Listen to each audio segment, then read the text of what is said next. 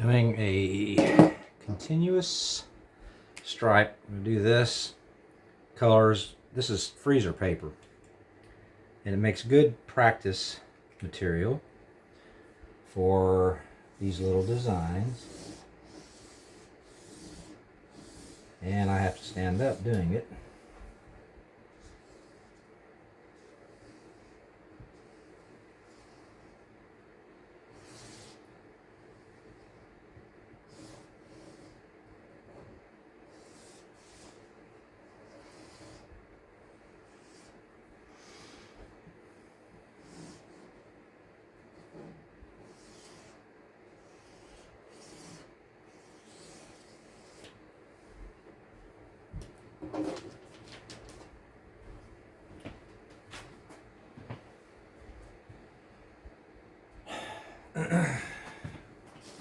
This is what you put this, take the freezer paper, lay it out on the floor on your dining room table, and just let your kids go at it.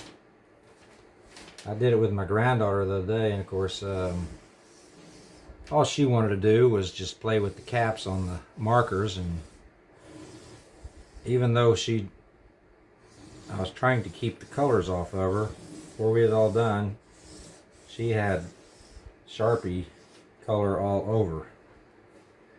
But that's okay. That's how you learn. Yeah, I've got a little shake today, but that's okay. I don't know what it is. My blood sugars have been off the last few days. I've been eating things I shouldn't eat. And when I do that, boy, do I get shaky. So that's okay. That's what makes this stuff neat. It's just fun. It's therapeutic. It gives you something to do, or your children. This little pink here, it's about gone. I'll get some more pink here. Let's see what we got. Some green. Let's do this in green.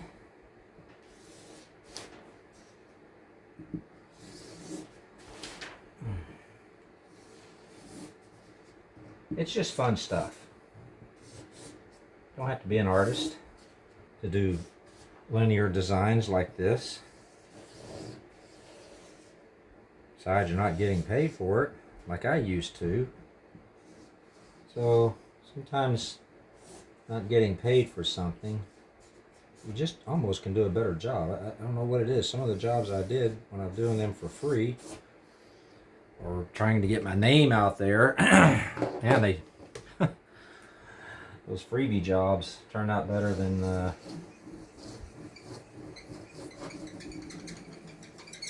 sounds like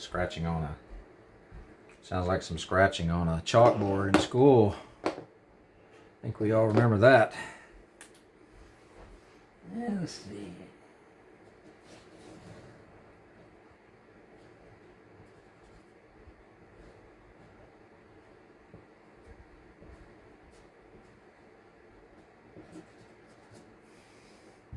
Never was good at drawing. I like to do some cartoons, but I'm not too good at that either. I will, in time, do some little cartoon work and hand lettering with these Sharpies. Let's see what we can do here. I don't know if this is upside down or what. Let's do a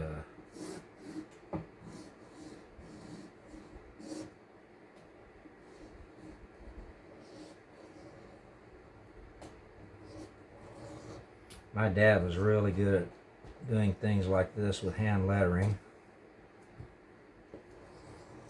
He could make some really cool little hand lettering designs. And he was really good at doing cartoon work too. Me, I'm not that good. I mean, I used to do a lot of race car lettering. This is all hand painted, of course. Boats, wreckers.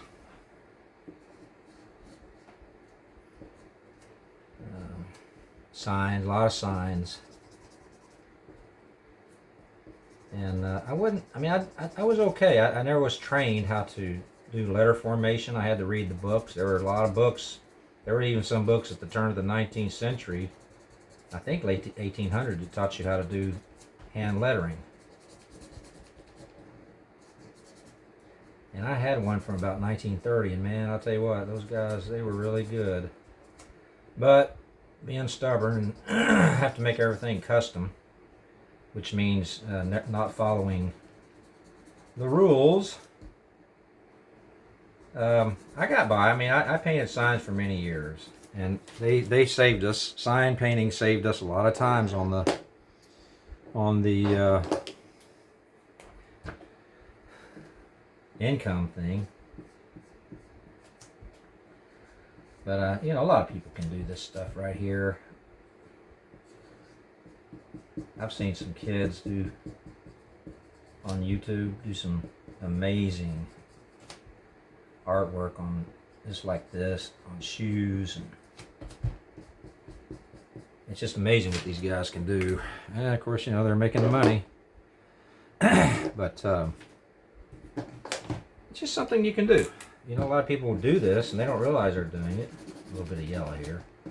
Let's kind of come off that red there. People do this. They do this at home, a job, and you know, it's kind of like doodling. It ain't really the same thing. And like I said, it's therapeutic.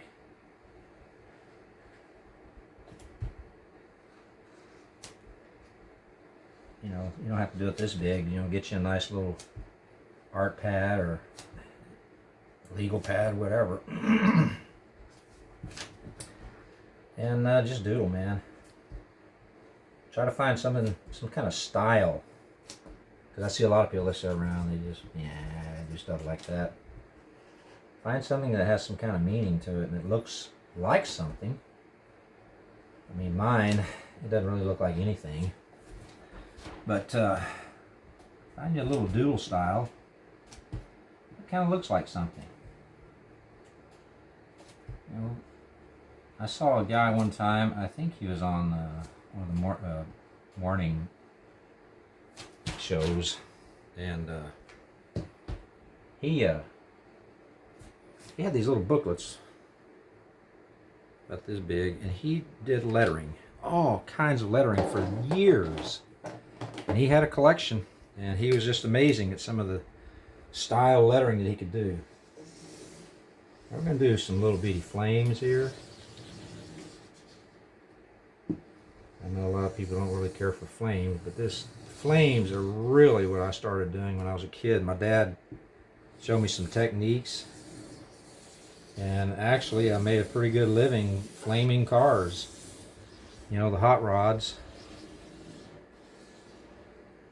I made a really, you know, a lot of money flaming hot rods and trucks and motorcycles and, man, just all kind of things. A lot of my cars have been flamed. If you go to my Instagram and look up Hartman Custom Company, that's HCK, and you'll see a few of my vehicles. And then I have another Instagram. I haven't done anything on it in a while. It's called Hartman Custom Cars, HCK.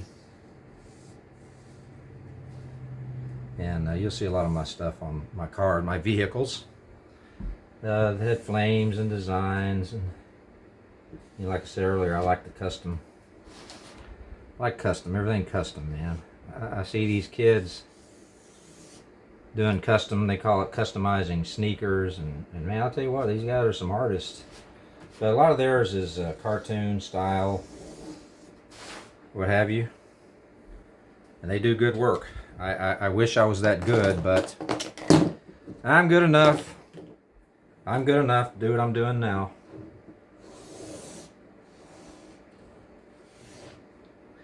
If you see on my YouTube, if you know, I don't have any subscribers now. I'm talking to myself basically. When I start getting subscribers, and if you're watching this, you'll see my wife's Camry, and it's got some little stuff, little straight lines going down the side. little stuff like this on the end. That was pretty much my bread and butter, doing straight lines and little accents on the ends of the stripes to give it a little more character, like that. And what it would do, the dealers, now I did a lot of my work for dealers too back in the day, and they wanted, most of them just wanted two stripe. We're not talking about tape striping or vinyl decals, we're talking about hand painted with a brush. And a lot of them were just straight lines with little accents, but I would go in and put some stuff around the back and a little bit on the hood, and the guys that grew up with that stuff and are familiar with it, they like seeing that on a new vehicle. So that was my bread and butter, man. Doing this kind of stuff, like I said, you know, these two little thin lines. I mean, I'd say they were like a 1/16 or less, and little accents. And of course, now that one right there, you'll probably make more money doing what I'm doing here than you will that, because that is a very precise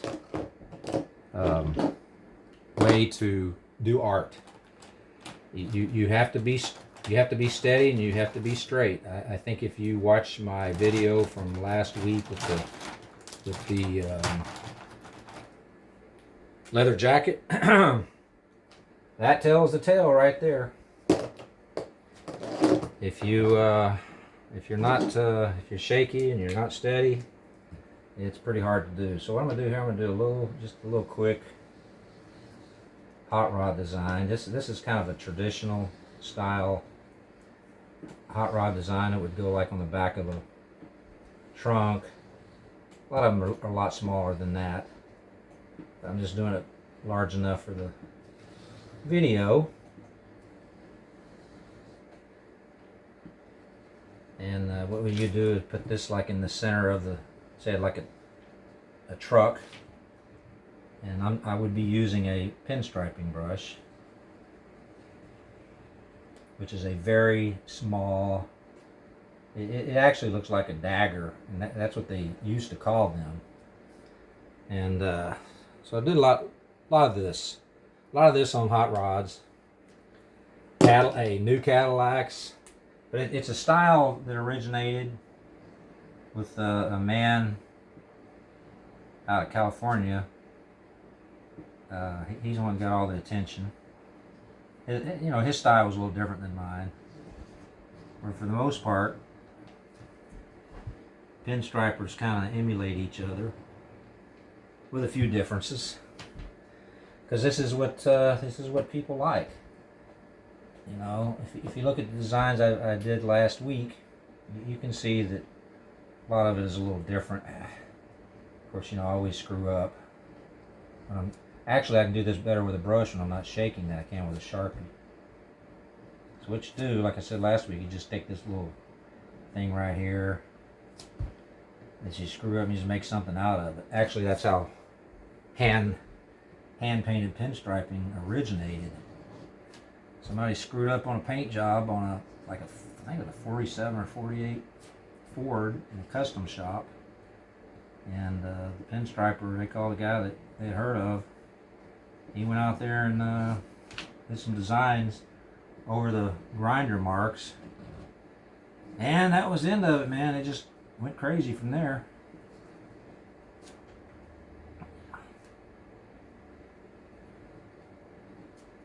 So yeah, I'm not as precise as I used to be, and I think you can tell that, but you get the general idea. Go do some YouTube videos, watch how the pinstripers do this, and you'll get an idea for it. But I always tell people who ask, hey, I'd like to do that for a living. Well, don't quit your day job. Don't quit your day job. Because it takes a long time to get a name, reputation for doing this stuff before somebody will call you and let you do hand striping on their prized possession. Okay, so let me do my little.